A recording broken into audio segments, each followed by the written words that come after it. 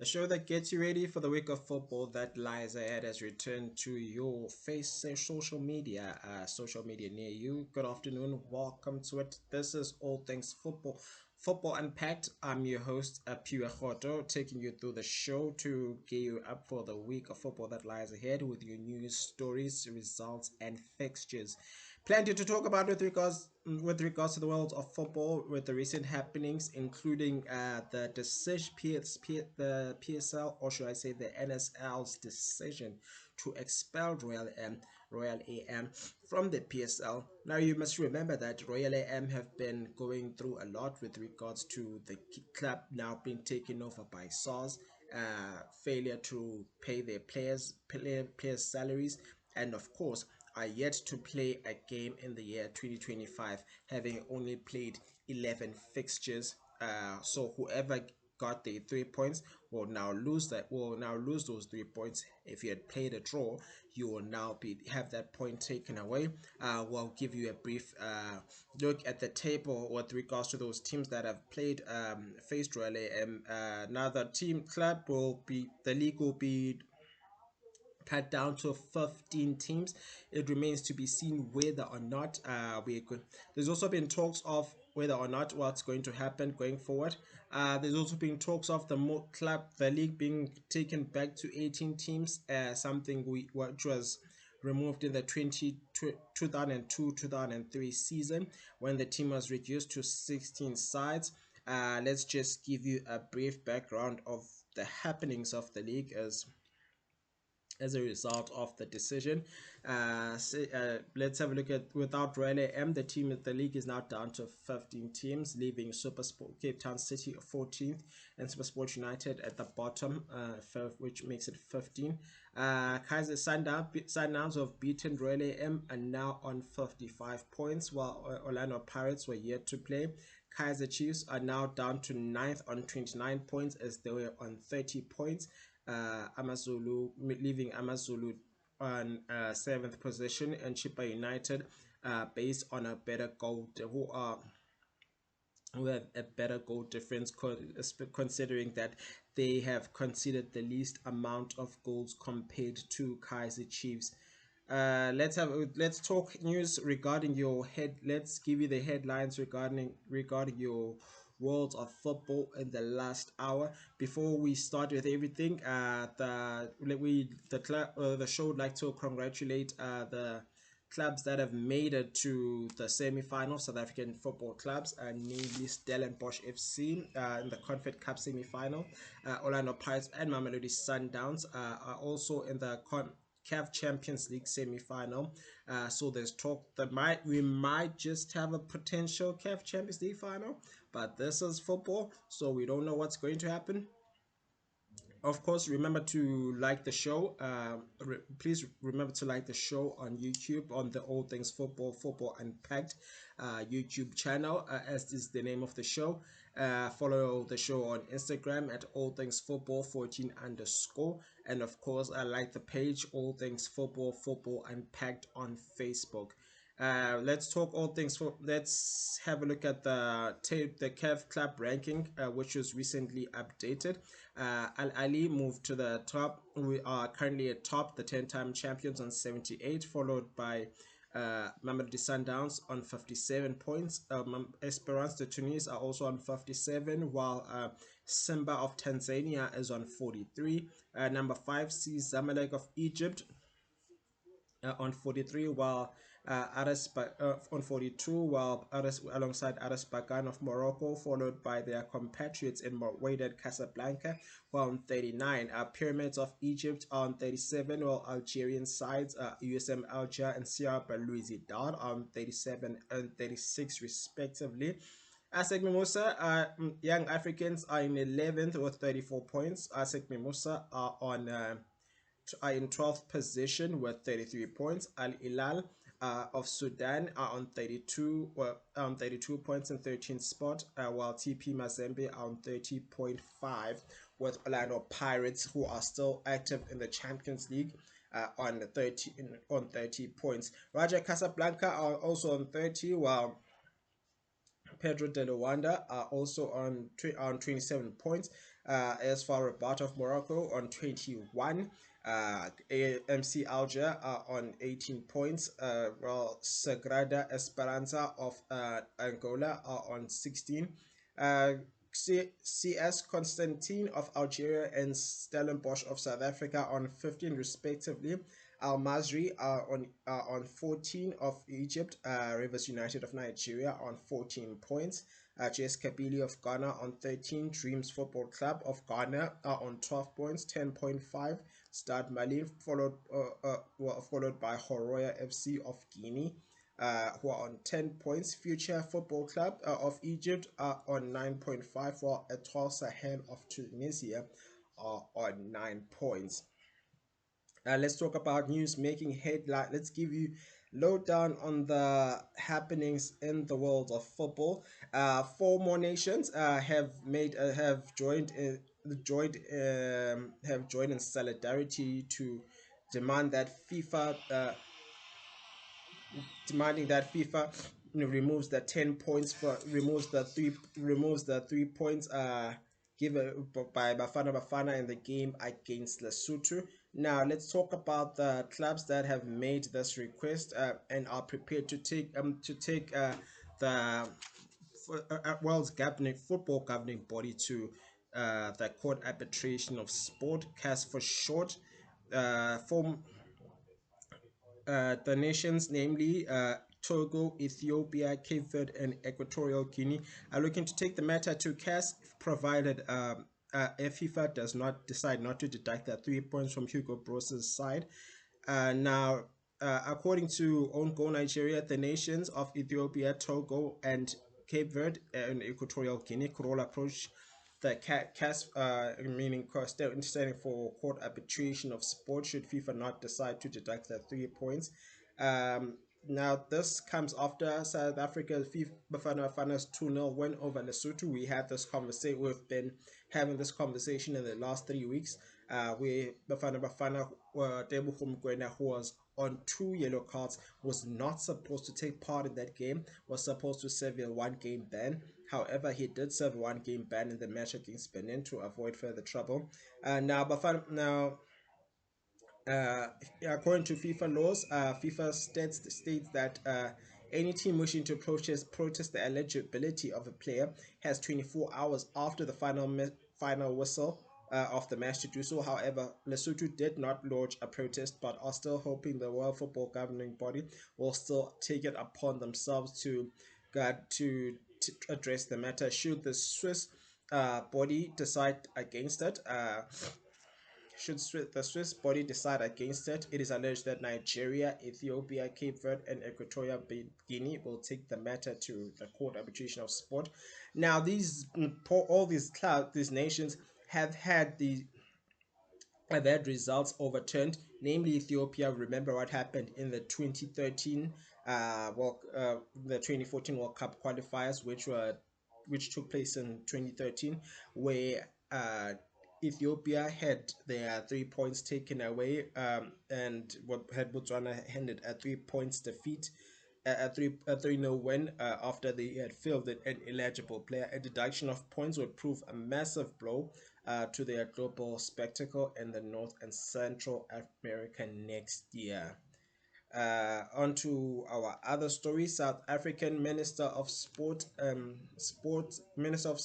Arts and Culture, Gayton McKenzie, has provided an update on the implementation of of VAR in South African football, or should I say video assistant referee, and technology into the local game. Now, he took to his X account to share a pivotal update to make a signal of a major step with regards to local football, stating that since VAR was officially introduced in the local football by FIFA, there's been growing pressure for South Africa to adopt the technology to improve officiating and align with international standards. Despite numerous discussions over the years, there have been talks of how costly the project would be. Minister However, despite the numerous discussions over the years, implementation has remained elusive until now. Minister Mackenzie's announcement marks a watershed moment, saying that FIFA clearly. Now I'm going to give you just a brief statement of what it had to offer. Uh, FIFA rules clearly state that VAR should happen through SAFA. We met with leadership of SAFA. Advert placed it will be placed in 7 days to find suitable service providers. The money is available. Training of referees has also been budgeted for. Thank you to SAFA, PSL. We are ready. Here goes. He went on to write. This breakthrough has been welcomed across the football community with the fans, players, and officials all eager to see local matches benefit from the same level of technological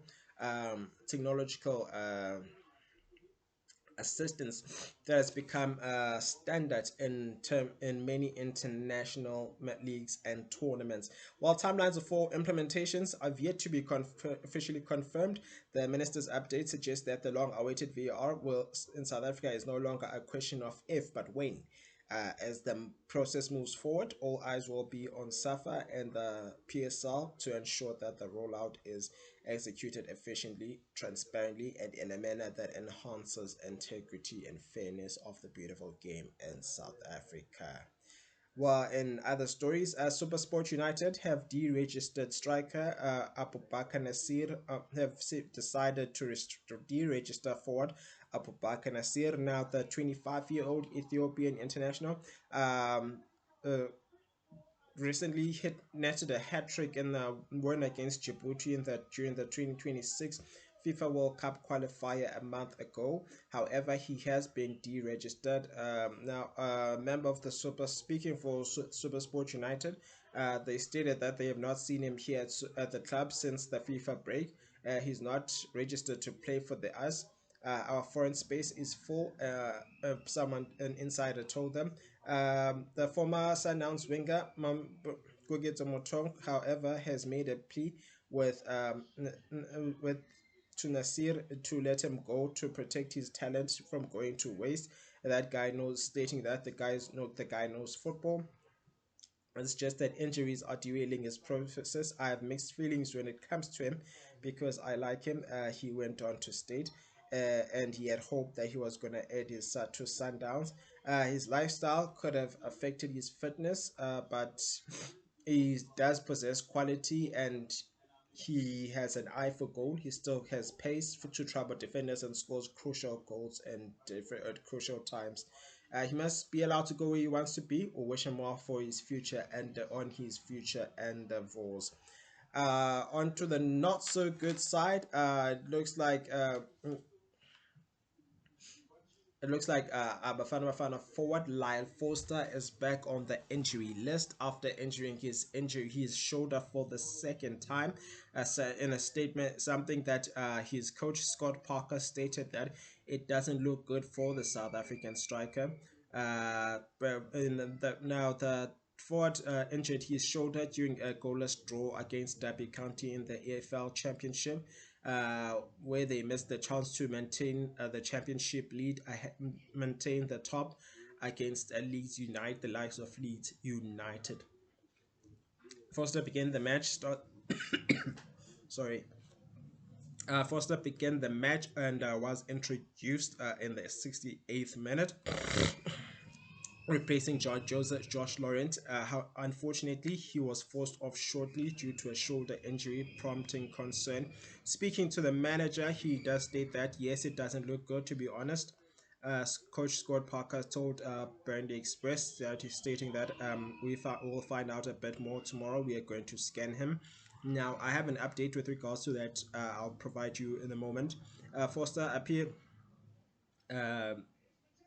We're going to scan him first thing in the morning and should have a clearer idea, but then at the moment it doesn't look great. Now he appeared visibly, the South Bafana forward appeared visibly frustrated as he left the pitch, as was consoled by his mentor as he headed down the tunnel, stating that probably sums up the second half and it was just stop start, wasn't it? Him coming or is come on for 3 minutes. You bring Lila to give us an added threat. I'm really disappointed for Lyle. I hope it's not too serious. It's not looking that way. Now let's give you Let's give you a lowdown. Loyal Foster's injury isn't as severe as initially thought, thankfully. Foster has had a tough campaign with injuries, being out for 2 months with a knee problem. The latest setback might impact his push for automatic promotion to the Premier League, but fingers will be crossed that Foster will recover soon. His injury was also as as he wants him to help his country qualify for the World Cup, having netted 7 goals in his 20 appearances for Bafana Bafana. We wish him a speedy recovery. Now, the first time he had a shoulder injury was in the 5-0 win against Congo in the AFCON qualifier in October last year. La Foster's update is a bit of a mixed bag. The news is that scans have shown that his shoulder was not dislocated, but there's the issue with his joint but there's an issue with his joint, as his mentor Scott Parker said. It's not looking too good for Foster, but they're looking for a second opinion, and there's still hope he might play again this season. Foster's had a tough season with injuries, being out for 2 months with a knee problem, and he's only managed 3 goals and 5 assists in 30 appearances for Burnley this season. It's worth noting that Foster will miss the game against Norwich City. It's worth noting that, I beg your pardon, Foster will miss the game against Norwich City due to his shoulder injury. On to our other story, coach Amachita coach, which is the national under 20, Raymond Mdaka, announced his squad for the has announced his squad for AFCON under 20 AFCON squad to travel to the Ivory Coast for Africa's show for the Junior Championship showpiece. With Mbele Bigizeli Mbogazi and Fundo Vilagazi among the 21-man squad that head coach Raymond Mdaka named in the upcoming squad. Another player that makes the list is Mamelodi Sundowns' Aseko Diwane, while alongside with Timil Khumulemo Kekane, who also returns to provide stability in the midfield. So the Giants will be out. We will miss Bogazi and Filagazi, who had their breakthrough seasons with Pirates and Chiefs respectively. The team consists of the core of the team, the players who we've had our preparations with. We also have players who the likes of we did not have in Mozambique, whom we did not have in Mozambique. The coach said, the likes of Fundo Aseko and Langelishe. He told Safa Media shortly after announcing the squad. The AFCON squad will take place. The AFCON under 20 will take place between the 26th and the 18th of April in the Ivory Coast, and will see 13 nations battle it out, not only for continental glory but for the qualification for sport for qualification up for spots up for grabs, which makes it 4 teams will make the 4 teams that will make the semi-final of the tournament will qualify for the World Cup, the under 20 World Cup, which is set to take place in Chile later in the year. Bafana are placed along in Group B alongside Morocco, Egypt, and Nigeria. Let's give you a Okay, let's give you a load. Let's give you the full squad of the teams that have made the club, that have made the squad. The full list that has made the squad. The 21-man squad includes Fletcher Low Smith, Takane Mazamba, they're from Kaiser Chiefs. Holang Khaisane, Begizeli Mbogazi, Hopeleng Taunyane, Tylon Smith, Sfiso Temba, Aseko Tiwane, Sfiwen Kwali, Neo Hapu, Humolemo Kekana, Patrick Autata, Lazola Maku, Mfundo Vilagasi, Fires Abrahams, Langelihle Pili, Sheikh April, Kukranele Tlaku, Chodi Jody Ashin, Tabang Mahlangu, and Homunzo Modiba. Wish the boys the best of luck. While at it, but all things football unpacked, would like to congratulate the under 17 national team for qualifying for the upcoming under 17 World Cup, which is set to take place in Qatar, having made the quarterfinal. Now, 10 teams from that group were the teams that had made the quarterfinal, I beg your pardon, were going to make it through to the quarterfinal, to the FIFA World Cup, the under 17 FIFA World Cup, including 2 best runners up, 2 best third place finishers, I believe. We're going to dissect the league table again in a moment. Let's have a look at the let's have a look at the other stories. For those who just walked in, we're gonna dissect the league table again. Let Onto our news. Going into the continent now, former Mamelodi Sundowns coach Rolani Mukwena will be looking to part ways with Wydad Casablanca come end of the season, according to his agent Steve Kapelishnik, which he revealed in a statement. Now, the agent was set to travel to Morocco for negotiation talks. As it is said that he has gone close to 8 months without being paid a cent. And now it is clear that the Premier Soccer League winning coach will not continue beyond next season. In a statement made by his agent has stated that I met with President Hisham, the coach and the technical staff, but there was mutual support between two party between the two parties. The agent told Kapolshnik told Radio Mars as per Disky Times. I clearly told the president, if you don't want Rolani to stay, tell us, then we'll leave. But if you want him to stay, let him know. Let him stay until the end of the season, and that was agreed upon. And he will stay until the end of the season, and then we will leave in a professional and respectful manner. The future is clear now. There are 5 matches left, and Rolani will continue until the end. He added. Now, if you remember clearly, his stay has not been rosy at the Moroccan-based side, with the side with the results on the poor haven't been as pleasing. Where they were recently eliminated in the Throne Cup by Mokrap Athletica Tautan. His expected exit means he will have been in charge of Wydad Casablanca for only 1 season, as he was appointed of the former CAF Champions League winner by appointed the coach of the former Champions League winners in July 2024 after his shock exit from Sundowns, where they failed to challenge for the Botola Pro League title, with Arisbakan running with it before the season ends. On to our other story with now let's break down the results with how the PSL table looks now that Kaiser now that Royal AM have now been removed from the PSL. This is how things look now.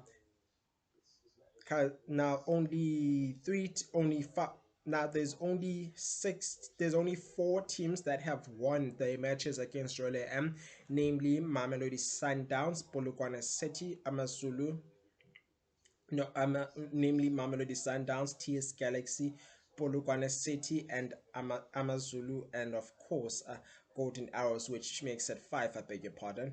While the game, while Kaiser Chiefs have game, while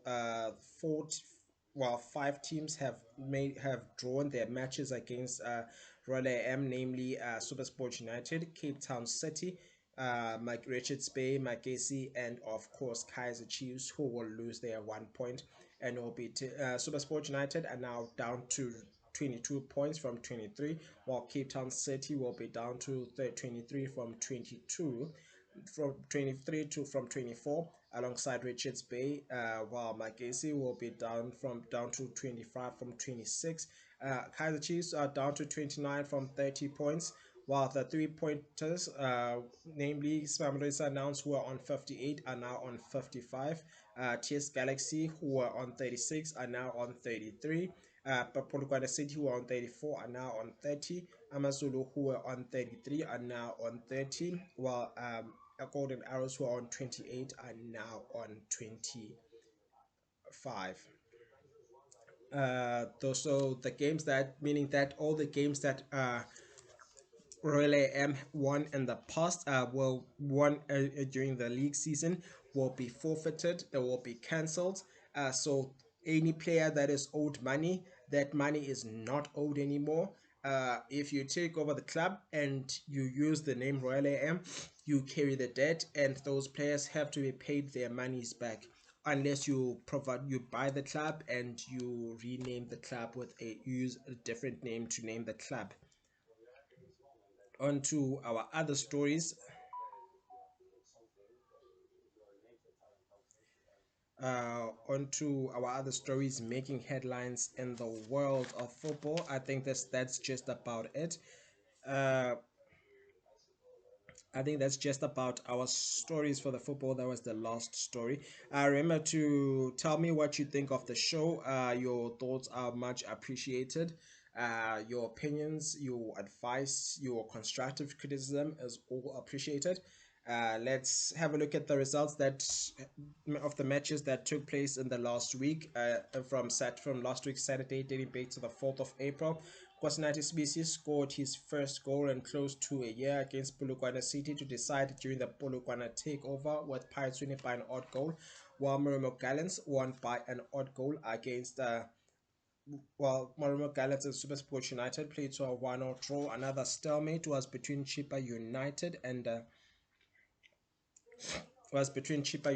Golden Arrows, who could not be separated, playing to a goalless draw, while Captain Mlungisi Bunjana cancelled Wandile Duba a break opener in the second half, the 80th minute, in a game that was pretty much dominated by Kaiser Chiefs, which left a lot of critics unimpressed, namely coach Nasruddin Nabi, who stated, "I don't know what to do." He is expressing his frustration with his bemoaning his side's missed opportunities. And a game that's about to start in less than in 15 minutes time, with Manchester United and Crystal Palace. Let me just give you as the starting 11 of the players that are going to start. Edison gets is between the posts alongside Rico Lewis, Ruben Diaz, Vadio O'Reilly, while Nuno Gonzalez, Kovacic will be protecting the back four as your central midfielders. McAtee, Kevin De Bruyne play the eight positions, while Ike Gundogan takes on the attacking midfielder role, with Omar Marmoush playing as an attacking midfielder. With Crystal Palace, we see Dean Henderson, Lacroix, Lema, Richards, Mitchell, Kamada, Watan, Munoz, Isa, and Ize, and of course Jean-Philippe Mateta as your point of reference as a centre forward. Well, on the bench, let's see how the bench looks for Man City, the hosts at the Etihad Stadium. Jack Grealish drops to the bench alongside Jeremy Doku, Bernardo Silva, Ortega, Reis, Savio, Marco Savio, Mana Nunes, and of course Kursanov, and of course Bob will also be on the bench. While on Crystal Palace, from the Crystal Palace perspective, we see Ward, Franca, Klein, Hughes, Ben Chilwell, Roy Matthews, I beg your pardon, Omer Deveni, and of course Copra making they are dropping all the way to the bench as the 18-man squad that will be on that 18-man squad for both sides of the teams, the Manchester City and Crystal Palace game, which is set to take place in less than. If you go for that fixture, is at 13:30 Central African time. Sunday we saw Cape Town City go down by 2 goals to 1 to Skukuna United in a game where we saw Kulekani Shesi being sent off. Everett sent off after a second bookable offense, despite doing well on the day. Saturday, 5th of April, we also saw the English Premier League. Let's give you the lowdown on the English Premier League results. Everton and Arsenal could not be separated, playing to a 1-0 draw, while Ipswich Town Wolves to prove too strong for Everton. For Ipswich Town, the Tractor Boys go winning by 2 goals to 1. West Ham and Bournemouth could not be separated, playing to a 2-2 draw, while 9-man Crystal Palace proved too strong for a 10-man Brighton in a game that produced 3 red cards. While Crystal Palace finished with 10 men, Brighton finished with 10. Crystal Palace finished with 9 men. Brighton finished with 10 men, while Chelsea and Brentford could not be separated, playing to a goalless draw. Fulham were too strong for Liverpool, beating them by 3-2, heading them over only their second league defeat of the season. making it four defeats in all competitions. Tottenham Hotspur, Tottenham Hotspur proved too strong for Southampton, who have eventually been relegated, who have since been relegated. But since been relegated following that 3-1 goal scoreline, on the receiving end of that 3-1 scoreline at the hands of Tottenham Hotspur. While Manchester United and Manchester City in the Manchester derby could not be separated, playing to a goalless stalemate. Leicester City fell short in their 10th fixture without a goal at home, going down by 3 goals to nil. First leg results in the UEFA Champions League saw Arsenal hit, defending champions Real Madrid by 3 goals to nil with a Declan Rice brace of set pieces, and of course Mikel Merino putting the nail in the coffin, while Bayern Munich fell short at home to Inter Milan, who they fell short to in the Champions League final by 2 goals to 1 in 2010, where they lost by 2 goals to nil. While FC Barcelona were to prove too strong for Borussia Dortmund with goals from Rafinha, a brace from Robert Lewandowski, and another one from Lamine Yamal to win by 4 goals to nil. Aston Villa Paris Saint-Germain came from a goal down to cancel Morgan Rogers' goal with Desiree Dua among the goal scorers alongside Nuno Mendes. Uh, Nuno Mendes. Yes. Here's what you can look forward to in terms of this week's English Premier League's fixtures as the Beatrice Premiership takes a break for the next week. We see Manchester City welcome Crystal Palace in a match that's going to kick off in a few minutes, in less than 10 or so, less than 15 minutes. Southampton will welcome Aston Villa, while Nottingham Forest welcome Everton. Brighton travels welcome Leicester City, while Arsenal entertained Brentford in a London derby in the last match of the day. Sunday sees Ipswich Town travel to Chelsea, while Wolves entertain Tottenham Hotspur. Liverpool take on West Ham, while Newcastle will be looking to do a double over Manchester United, having beaten them during Boxing Day. Monday night football will see Bournemouth take on Fulham. While Wednesday we'll see Newcastle midweek take on Crystal Palace. Sunday sees the Nedbank Cup fixtures, which will both be played on the same day, with Orlando Pirates taking on Marumo Gallants, while Mamelodi Sundowns will be looking to continue their dominance over Kaizer Chiefs at Loftus Versfeld. Both fixtures will kick off at 1500 hours and 17:30 respectively. Champions League quarterfinal fixture second leg, with Aston Villa will be looking to turn the page when they face Paris Saint-Germain they'll be looking to overturn that 3-1 defeat they received in Paris, while Paris Dortmund will be looking to overturn a 4-0 defeat which they received at the hands of Barcelona.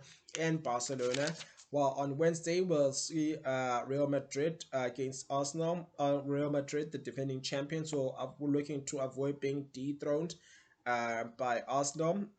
Now, going into this game, Real Madrid were going into this game with history firmly against them, having lost by 3 goals, having not scored against the London-based side.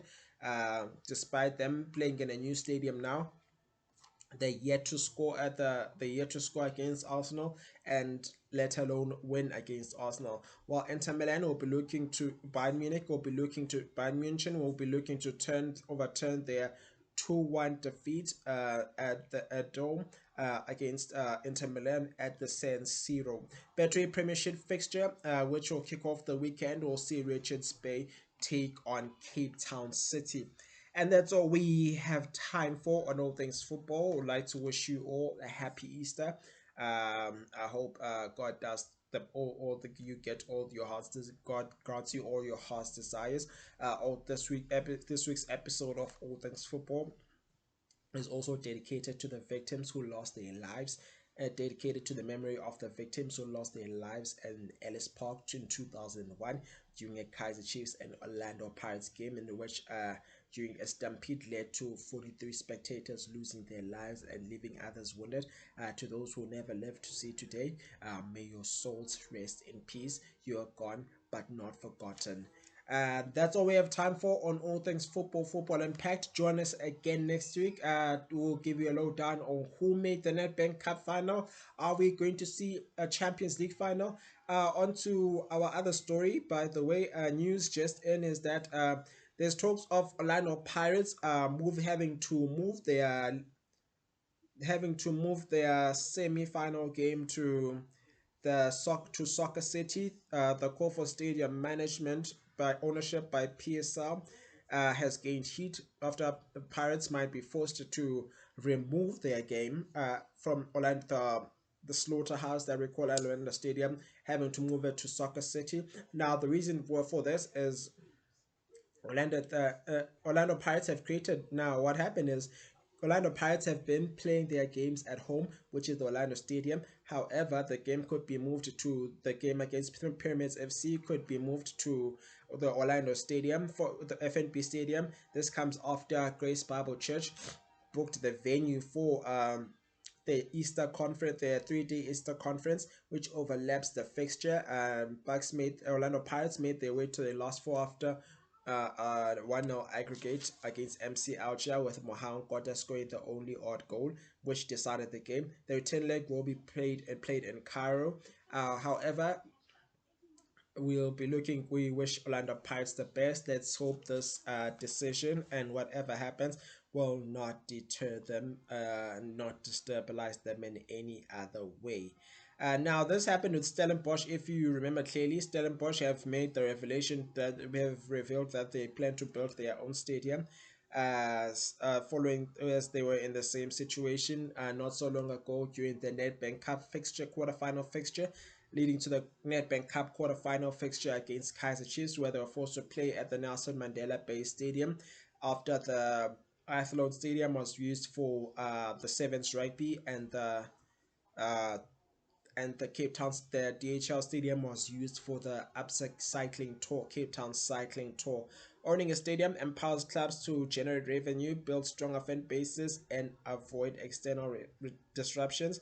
However, the Pirate situation, according to a story here, highlights why PSL clubs must push for their stadium ownership. Relying on shared venues limits scheduling flexibilities and compromises crucial home ground advantage in major matches. Or as we end the show, we'd like to wish all our teams the best, and at the same time congratulate them on making their way to the last four. We could have a potentially an all South African final. Could we have a second star loading? Perhaps it remains to be seen. We could also have a potential Nedbank Cup, Soweto Derby Nedbank Cup final, or another Orlando Pirates versus Sundowns final. Remains to be seen. That's why we call it the beautiful game. It keeps you on your toes. You don't know what to expect. And that's all we have time for. This has been All Things Football. My name is Apiwe Roto. Let's give it a name and call it a day.